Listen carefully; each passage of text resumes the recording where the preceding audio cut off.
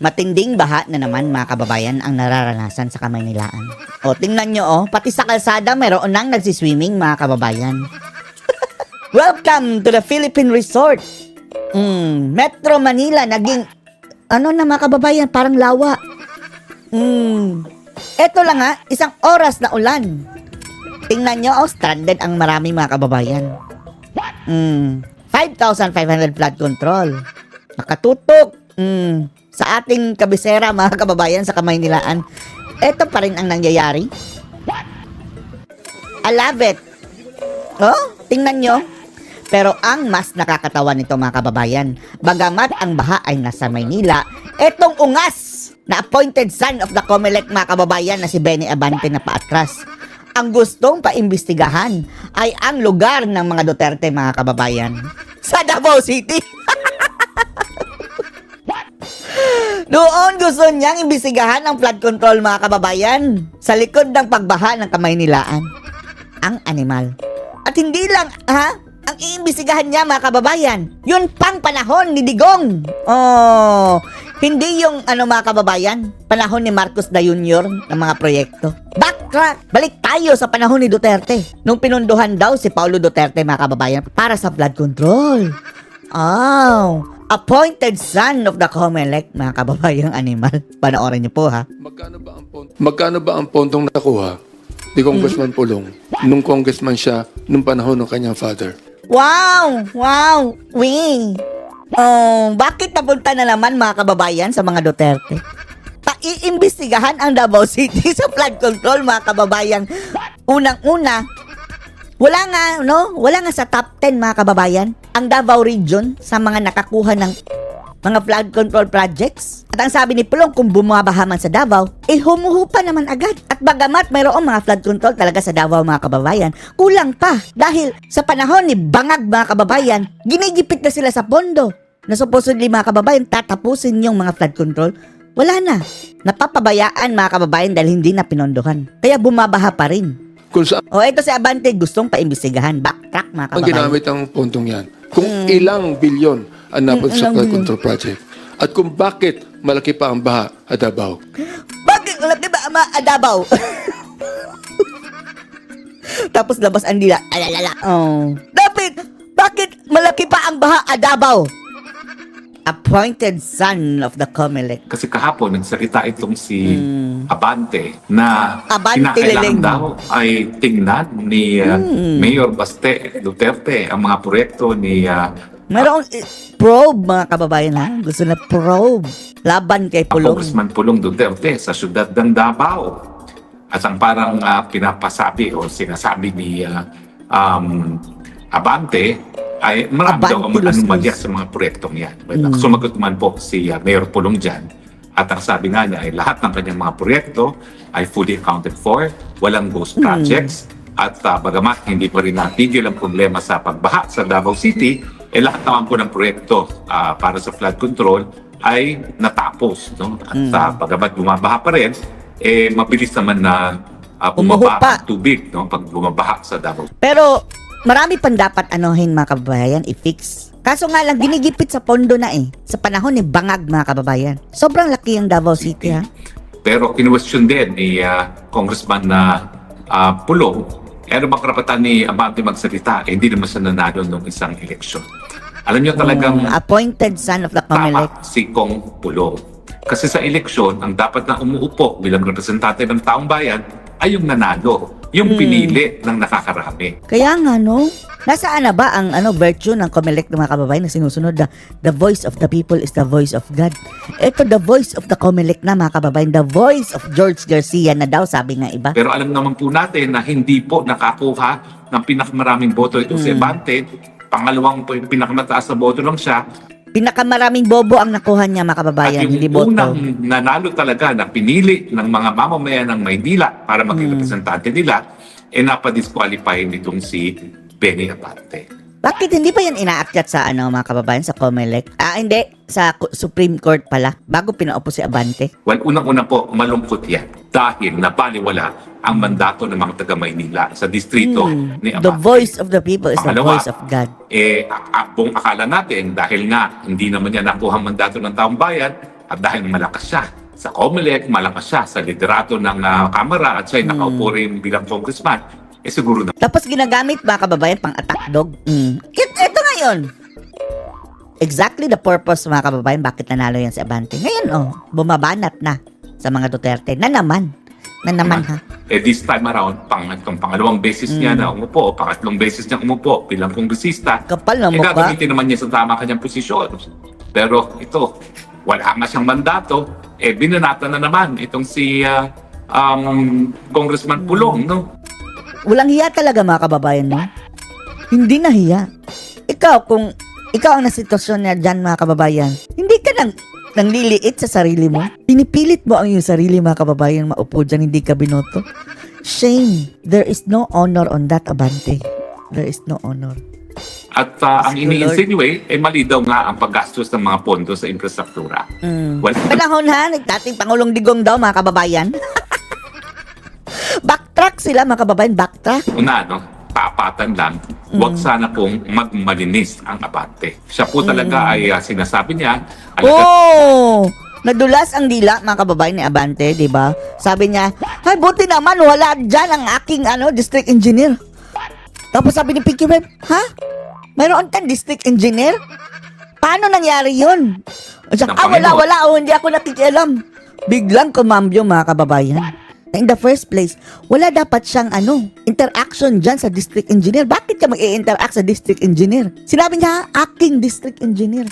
Panoorin nyo. Huli, mga kababayan, ang Abante Liling. bilang isang pastor, pero paano niya Pastor nagawa Jack. na ipagpilitan ang sarili niya sa isang posisyon na alam niya, kinakailangan magkaroon ng mandato ng taong bayan. The voice Representative, mga kababayan of the people.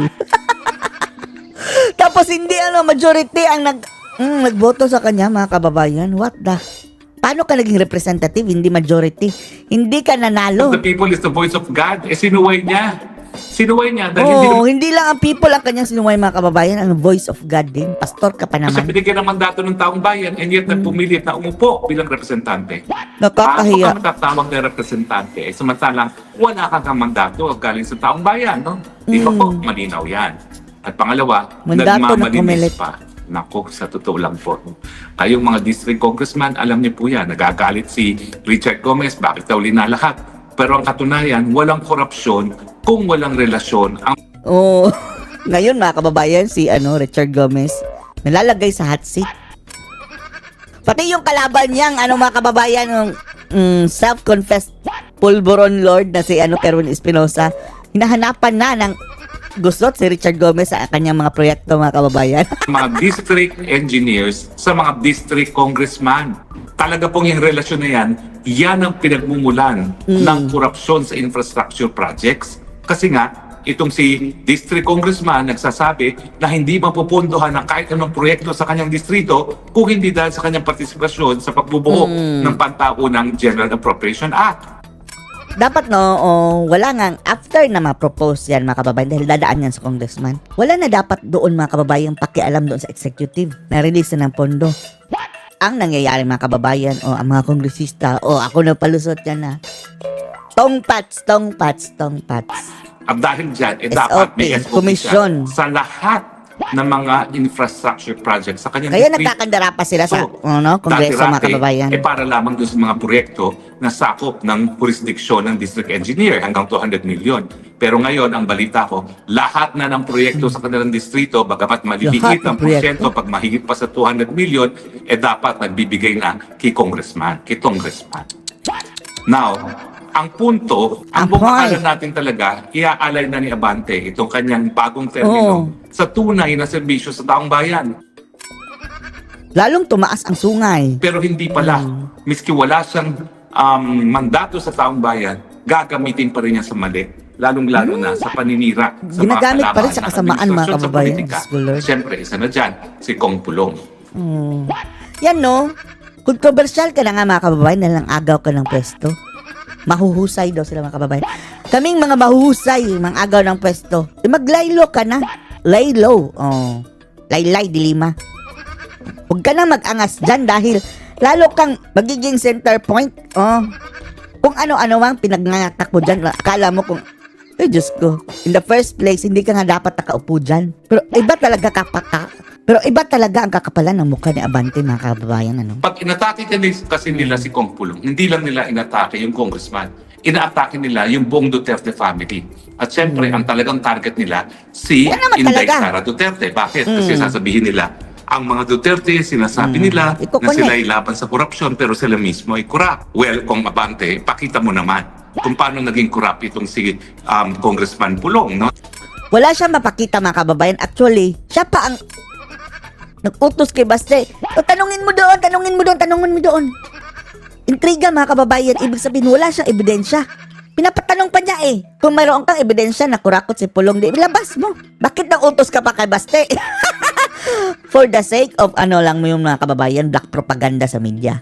Oh, nagpipaint lang siya man. Nagtatapon ng putik ang animal, mga kababayan. Putikan. Dahil hindi naman po pwede Abante. yan na magpapasaring ka lahat, wala ka namang ebidensya. Wala. Kung meron talagang Ang mayroong ebidensya, mga kababayan, ay eto. Appointed son of the COMELEC na siya, mga kababayan. Klarong-klaro.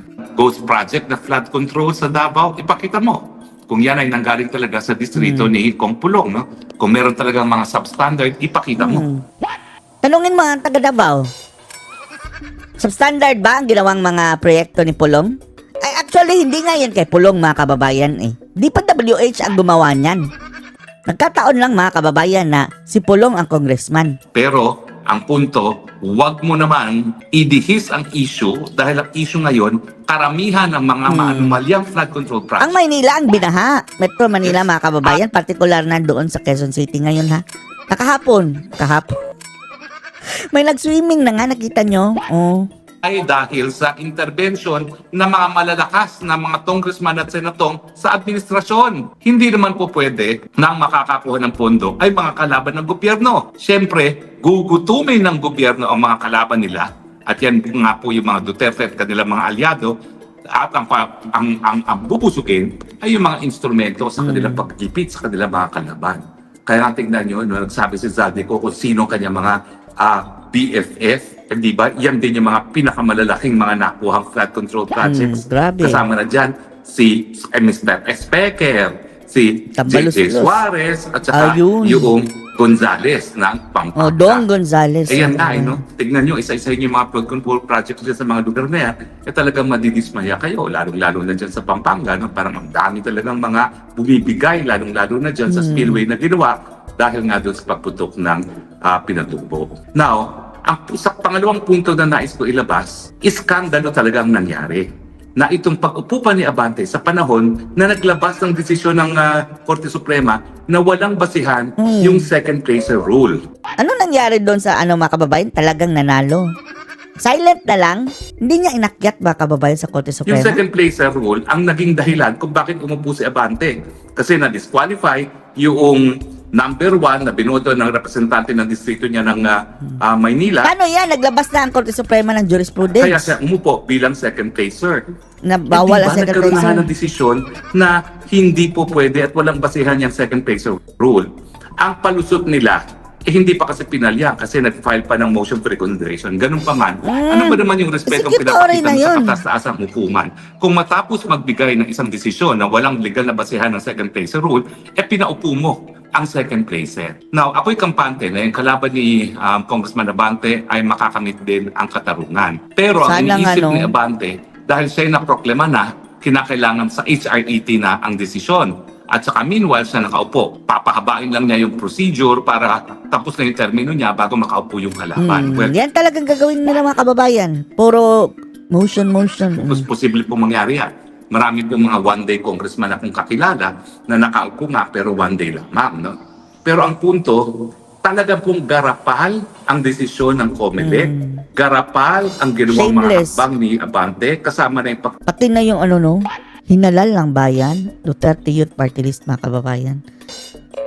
Grabe. Gurgur nila. pagtanggap sa deklarasyon na siya ay nanalo bilang presidente sa kabila ng desisyon ng Korte Suprema na walang legal na basihan ang second placer rule. At kung totoo na disqualified ang nanalo sa eleksyon, kinakailangan magkaroon ng special elections kasi nga dapat igalang ang mandato ng taong bayan. At kapag ikaw ay second placer lamang, wala kang mandato galing sa taong bayan.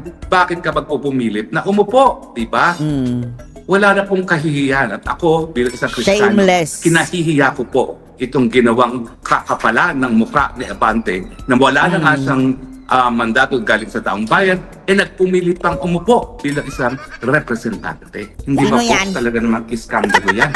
Hindi ko Sino maintindihan yan, kung okay? paano matatanggap yung ganyang resulta. Saka siyempre, at tawag pa niya sa sarili niya, representante. And yet, wala namang taong bayan na talaga sa kanya bilang representante. Kumelected lang mga kababayan. Parang nasa kuweba si Roque. Kuweba ka ba, Roque? O nasa banyo? Baka nasa sa CR ka dahil nag-e-echo mga kababayan. Kung hindi, si George Garcia. Si George Garcia naman at saka mga commissioners ng COMELEC, hindi naman sila taong bayan, hindi naman sila mga botante ng distrito ng Maynila. Yan si George Garcia, matutulad yan kay mga kababayan. Yung tumakas, si Mr. Latigo Bautista. Na rin Andy. representa ng opisina di Tingnan nyo, tatakas yan. Grabe ito ginawa nilang mga ano nitong si Abante. Sa akin, Abante, maanomalya abante, talaga atras, yung atras. pagpupo ni Abante bilang second placer, hindi lang dahil nga doon sa desisyon ng Korte Suprema na sa tingin ko ay dahil lamang sa kapalan ng muka. Dahil kung sila merong kahihiyan, respetuhin na nila yung desisyon ng Korte Suprema miski hindi pa siya pinal. Pero ang punto rito, ito po ay pagbaliwala, pag-insulto sa mandato ng taong bayan na hindi naman ibinigay kay Abante. Kaya nga po, sana mag-double time itong tunay na talagang representante ng syudad, ng distrito ng syudad ni Abante, nang sa ganun, hindi naman po mabaliwala yung mandato ng taong bayan. No? Nakasalalay din sa mga hakbang nung tunay na nanalo bilang representante ng distrito ni Abante, yung kinabukasan ng kanyang distrito at inaasahan siya talaga na ipaglaban. Sa tingin ko naman sa mga nagiging desisyon ng Korte Suprema, wala naman talagang sasambahin ng Korte Suprema. Doon lang siya Walang sa tama. sasambahin. At sa tingin ko naman, dahil nagkaroon na nga ng desisyon na hindi po pwedeng umupo ang second placer, sa lalo mabilis na panahon, po pwede talagang makaupo rin itong si Abante. Kahit yung kalaban ni Abante. Tapos, what if mga kababayan, default mo, hindi pwede si Abante. And then, disqualified din yung kalaban. Yung nanalo. Baka kukunin na naman itambalos-los mga kababayan ang na yan, distrito. Diyos ko. Kagaya na ginawa niya kay Teves mga kababayan, di ba? Wala na si Teves. Inalis nila mga kababayan. And then, si Tambalos-los ang nag-take over. Wow. At sa panahon ni Tambalos-los mga kababayan, grabe. Ang pondo mga kababayan sa flood control. Mas malaki pa sa overall na mga kababayan, pondo ni Teves sa lahat ng infrastructure. Paborito nila ang flood control mga kababayan. And then, bumabaha pa rin. Di ba? Ang punto, saan sila dudulog? Well, syempre, gusto ni Congressman Abante, doon sila dumulog sa HRET kasi malakas siya kay Specker. At Visit talaga yung Tambalos-los, karamihan no? naman talaga ng miyembro ng House of Representative Electoral Tribunal ay Maalis lang na si Tambalos-los mga kababayan. Damay itong mga animal na to. Mag-i-evaporate ito. Palitan lang yan ng matino yung speaker. Itong mga kagtulad ito, mga kutong lupa na sina Abante mga kababayan. Sina JJ Suarez, itong mga animal na nagbidabidahan ngayon. Erase ito sa equation. Kaya hanggat hindi yan sinisibak ni Bangag mga kababayan, Tambalos-los na yan. Talagang tuloy-tuloy ang kurakutan, tuloy-tuloy ang kabuisitan dito sa ating bansa mga kababayan. galing sa hanay ng Kamara de Representante. Pero nagkaroon po ng pagkakataon na kung ang HRET ay nagdidesisyon dahil lamang sa politika, ay hindi sumasapi yung mga nakaupong 3 justices ng Supreme Court sa HRET. At kapag nangyari yan at dinulog sa Korte Suprema ang desisyon ng HRET, syempre hindi naman po pwedeng baliwalain ng mga nakaupong maestrado sa Supreme Court ang mga naging desisyon at aksyon at mga desisyon at opinion ng kanilang mga kasama na nakaupo sa HRET. Nung minsan kasi, yung babaeng justice, Amorfino Melesio Herrera, na talaga naman dapat hangaan ng karamihan ng ating mga kababayan dahil talagang straight as an arrow yung babaeng Straight magistradong as yan, arrow. nagreklamo na yung desisyon ng HRET ay desisyong politika. So talagang hindi siya sumapi at pumutok yan sa publiko. Naging dahilan para mabaliktad din ang desisyon ng HRET. So kinakailangan yung kung sino man yung dapat na umupo bilang kongresista ng distrito ni Abante, magkaroon lang ng tiwala sa sistema dahil bagamat yan ay papatagalin para hindi na makaupo ang termino, yung talagang dapat maging representante ng taong bayan, magkakaroon din yan ng katarungan. Ang problema niyan, ang bagal pa mga kababayan. Tatagal pa yan and then, wala na. Tapos na mga kababayan, nakain na ang pera. Tsaka palang sasabihin, hindi pala pwede itong si Abante. Pero ako, hindi pa rin ako mag-give up na diretso ng dalhin yan sa Korte Suprema. Matapos i-questionin ang akto ng COMELEC. Bakit? Kasi grave abuse of discretion naman yung ginawa ng COMELEC. So bagamat siya'y nakapagsumpa, kapag grave abuse of discretion naman yung ginawa ng COMELEC na na-disqualify yung tunay na nanalo sa Maynila, bagamat meron ng desisyon na walang basihan ang second placer rule, hindi na kinakailangan makapunta pa yung issue sa HRET. Pwede na yan na Supreme Court na diretso magdesisyon basta mag-motion for reconsideration lang sa COMELEC at magkaroon ng desisyon sa motion for reconsideration, Korte Suprema na po pwede mag-decide kung grave abuse of discretion ba o hindi, yung pagkakatalaga ng COMELEC kay Abante bilang nanalo kuno ng eleksyon. Ito si Abante, no? Chance mo na sana yan, Abante, para maglaylo. Magtago, mag-vanish, evaporate, mga kababayan, bago mag-2028. Baka makalimutan ka pa. Hibang ito mga kababayan, kasakiman. Umanda ka, pagdating ng 2028 mga kababayan, itong si Abante, isa ito sa mga malalagot talaga. Noong 2025 bilang representante ng distrito niya sa Maynila. Pero alam niyo po, abangan niyo pa. Dahil sa kagustuhang ilihis ng Marcos administration ang issue ng flood control, galing doon sa mga tunay na dapat mapanagot kasama ng presidente, ang speaker, ang committee chairman ng Committee on Appropriations at iba pang mga anak ng Diyos dyan sa Kongreso, anak ng ang gagawin daw nila, Genemes. pupulbusin at tututukan nila itong si Congressman Pulong. Duterte. Ang irereklamo daw nila ay yung bilyong-bilyong proyekto na nakuha ni Congressman Pulong dyan sa kanyang distrito. Ang tanong, ano naman ngayon kung marami siyang pondong nakuha? Ang katotohanan, ang Mindanao biktima ng social injustice. Yung sinasabi nilang malaking pondo na nakuha mga kababayan, dahil yan sa Davao Coastal Road. Yung nakikita nyo mga kababayan na yung napakagandang coastal road, napakahaba, napakapulido, world class mga kababayan. Yan ang dahilan kung bakit malaki. Pero deserve naman nila mga kababayan dahil sa habang panahon mga kababayan, hindi nakatikim yung Davao City ng proyekto. Masama bang lagyan ng proyekto ang sarili mong bayan? PRRD, yan nga lang ang nilagay niya mga kababayan, hindi masyadong kagaya ni Gloria na talagang ang Pampanga, particular na ang Clark, talagang pinabongga. Dinistribute ni Tatay Digong mga kababayan ang proyekto all over the Philippines. Alam niyo yan, just look around, sabi ni Tatay Digong.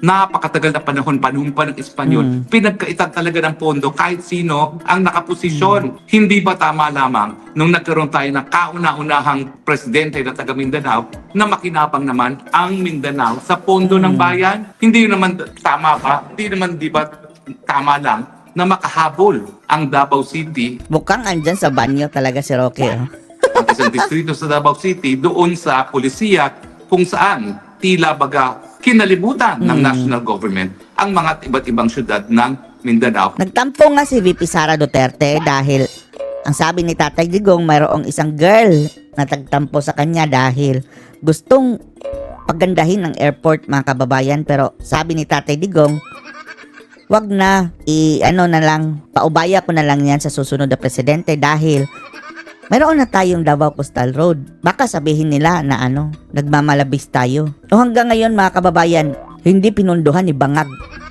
ang pagpapaayos ng Davao City International Airport. Pagdating sa allocation ng mga pondo, ang importante makita kung talaga bang nagastos para sa taong bayan ang mga pondong nakarating sa distrito ni Kong Pulong. At kung kayo naman po ay nakarating na ng Davao City, makikita mo naman talaga ang mga proyekto na napondohan. Galing nga po sa mga pondo na nakuha ni Kong Pulong para sa kanyang distrito. Kaya nga nagta-traffic sa Davao City mga kababayan dahil ayon sa mga eksperto kailangan na talaga ng mga skyway.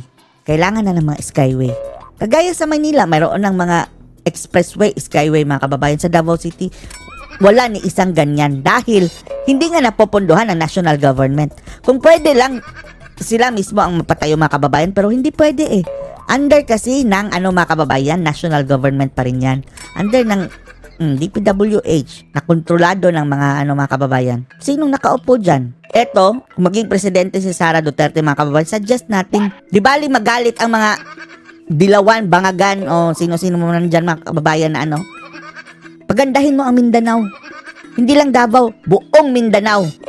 Buhos mo ang malaking bulto ng pondo dyan. Pati sa Visayas. Pati sa mga kababayan, iba't ibang probinsya.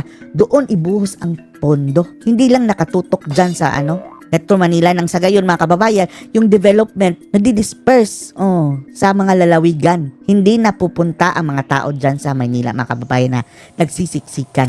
Sino bang hindi nakakakita pa nung napakagandang coastal road dyan sa yan. Davao City?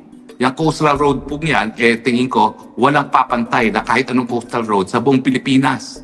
At yan po talaga Walang ay naging dahilan papantay. para maibsan ng traffic dyan sa Davao City. Ongoing pa mga kababayan Ongoing pa yun. Sino Mayroon lang segment na natapos. bang hindi nakakakita nung mga flyovers na sunod-sunod ngayon tinatayo para nga maibsan din ang traffic dyan sa Davao City? Balikan natin mga kababayan, may isang flyover. Hindi yung skyway hindi. Flyover lang mga kababayan, viaduct, something ganyan. Na-stop ng construction under Marcos administration dahil mga kababayan. Eto, bukang ginigipit. Nilagyan nga ng tarpaulin, Eto ang ginagawa ng Marcos administration. Nasa balita yan. Natigil ang construction mga kababayan. Magreklamo kayo kung may pondo at napunta sa Kurakot. Now, para masabi ninyo na napunta yan sa Kurakot, maghanda kayo ng ebidensya, gaya ng ebidensya na nakikita natin ngayon ng mga ghost projects at mga palpak na flood control projects. Si BBM, nakita niya mismo mga kababayan ang ghost project. Sabi niya, wala ni isang kabilya and then anong ginawa mga kababayan ngayon? Wala. Nagpa-party na naman siguro. Sa iba't ibang lugar ng Pilipinas except sa Davao, di ba? At ngayon, iimbestigahan ang Davao City ni Abante. So, Wow! hindi issue yung nakakuha Wow. ng mas malaking pondo. Papatawaw na lang presidente talaga galing sa tayo, mga Mindanao kababayan, dito sa mga dahil animal. Yung mga pondo naman yan ay napunta talaga sa Mindanao. Ang issue, kinurakot ba yung pondo? At yan ang talagang dapat patunayan ng kahit sinong babato ng putik papunta kay Kong Pulong. Of course, bias ako dahil ako ay talagang supporter ng mga taga-Duterte. Pero kaya ko nga sinusuportahan ng mga Duterte dahil nga alam kong malinis ang kanilang pamumuno sa gobyerno. At kung Talaga? Tingnan niyo si Tatay Digong mga kababayan kung nangurakot pa yan. Nakatira na yan sa mansyon ngayon. Mayroon na yung mga ari-arian. Di kagaya ng ilan na mayroon na daw mansyon sa Spain mga kababayan. Tapos kapag bababa na daw sila sa pwesto, doon na sila sa Spain, sa kanilang mansyon. Buhay hari na ang mga talaga mapatunayan na talaga may kakurakutan sa mga proyekto ni Kong Pulong, nako, hindi yan kukonsintihin ng sarili niyang ama na naging aking boss. Dahil sinabihan niya talaga ang kanyang mga anak, sa inyong paninilbihan sa gobyerno, kinakailangan maging tapat kayo. Sabi nga ni Tatay Digong na di ba inaakusahan si Pulong Duterte mga kababayan na dinidikit doon na Trillanes sa illegal na substance o ganyan. Sabi niya, kung mapatunayan yung totoo yan, barilin nyo si Pulong. Barilin nyo. Paninira lang yan mga kababayan, yung demolition job kay Pulong na ganyan. Paninira yan ng ama ni Migs Nograles mga kababayan at ni Carlo Nograles. Hindi niya masira si Tatay Digong dinadamay niya ang anak. Ganyan kahudas ng mga Nograles yan mga kababayan. And then si Pulong, 2 beses na pa-hair follicle drug test. Lahat negative mga kababayan. See? At kinakailangan, sumunod kayo sa yapa ko na hindi nagpayaman. Ano mo talaga, uulitin ko. Hindi ako nakapag-drive ng Mercedes-Benz. Gusto ni Tatay Digong mga kababayan yung mga sasakyan yan dahil mahilig yan sa mga sasakyan mga motorsiklo, pero ni minsan hindi siya nakapag-drive ng Mercedes-Benz dahil hindi nangurakot mga kababayan. Nakarating lang ako dun sa bahay na green ni Tatay Digong matapos ang kanyang pagiging presidente. Sana At talaga ako naman po ay sana nahabag. Sana makabisita tayo Ang doon. dating presidente ay nakatira sa tinatawag kong bahay Kalapate dahil napakaliit. Grabe At ka naman, talagang yung okay. second floor niya ay para lamang sa kanyang kwarto, sa kanyang tulugan. Kalapati, grabe ka. Pero, nabenta ba yun mga kababayan? Sabi ni Tatay Digong, bakit naman ibebenta?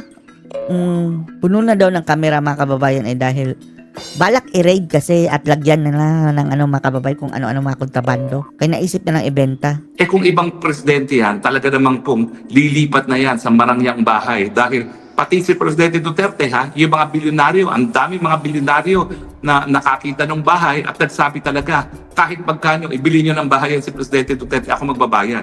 Pero si Presidente Duterte mismo nagsabi, ayaw ko dahil ito ang aking tahanan. Dito ako nasanay mamuhay at dito ako mamamatay. At kaya nga po napakalungkot na habang ngayon si Tatay Digong ay nasa Hague, ang ninanais niya ay makauwi lamang sa kanyang minamahal na lungsod sa siyudad ng Davao doon sa bahay Kalapati niya. Kung saan napakasimple ng Bahay kanyang Kalapati. pamumuhay. Huwag na sana natin ipagkait yan. So muli, ang aking mensahe kay Kong Abante, Kong, Abante na paatras. ano ka ba? Ano ka ba? The appointed son of the Comelec, mga Alam mo kababayan. namang wala kang karapatan talaga umupo dyan bilang representante. Kapal na mukha. Ngayong ikay nakaupo dyan, gamitin mo naman sa tama ang iyong ginamit pa sa opisina. kasamaan. Huwag na naman sa paninira sa mga kalaban sa politika dahil nakakahiya po yan. Yan talaga ang mission siguro niya, mga kababayan. Nakakahiya po yan dahil yung inyong pagtanggap sa opisinang yan, alam ninyo, labag na mismo sa sinasabi ng Korte Suprema na walang legal na basihan ng second place rule. So bakit hindi ka na lang manahimik at gumawa ka na lang na mabuti para Meron pa rin maniniwala sa kanya, mga kababayan, no, bilang pastor. Ay, Diyos ko. Umalis na kayo dyan sa relihiyon ninyo kung si Abante ang yung pastor Jack. Mapapasama kayo sa impyerno. Malis na kayo. sa iyong mga constituents at para sa bayan. Di ba yan naman ang dapat ginagawa ng mga Kristiyano? Kung hindi ba dadala sa iyong O hindi kaya alisin nyo na lang yan sa Abante. Pwede bang mamili, mga kababayan? Ewan na natin. O ako niyan, di na ako magsisimba. judgment bilang isang leader, sana madala yan dahil sa iyong pananampalataya sa Panginoon. Gamitin po para sa taong bayan ng opisina. And then ito si Abante, amoy lupa na ito, mga kababayan. Sa edad mo yang Abante, ganyan, magmuni-muni ka na. Recollect, dahil malapit ka ng kainin ng lupa, Abante. Hanggang sa huli, hudas ka pa rin. Lalangoy ka sa dagat-dagatang apoy niyan. Huwag sa mga pang-personal na interest. Well, alam niyo po, ito naman po ay nakaw na sandali lamang dahil meron Nakaw na tayong konting panahon para magkaroon ng isang live. No? Iniisip ko naman, mas mabuting meron tayong konting live kesa sa wala. No? Pero sa akin, kinakailangan po lahat ng Pilipino manindigan laban sa korupsyon. Kaya po naganap ang korupsyon. Tinanggap na natin ang korupsyon bilang bahagi ng standard operating procedure na hindi dapat ikagalit. Dapat talaga i-expose. Dapat talaga hiyain ang mga korupto sa gobyerno. Yan na lang ang magagawa natin, mga kababayan. Hiyain natin. Hiyain talaga natin itong mga demonyong ito. Huwag tanggapin dahil pag tinanggap po yan, hindi po matitigil itong problema ng korupsyon sa Pilipinas. Maraming salamat po ha. Thank you! Anong masasabi nyo dito, mga kababayan? Post, ikamas below.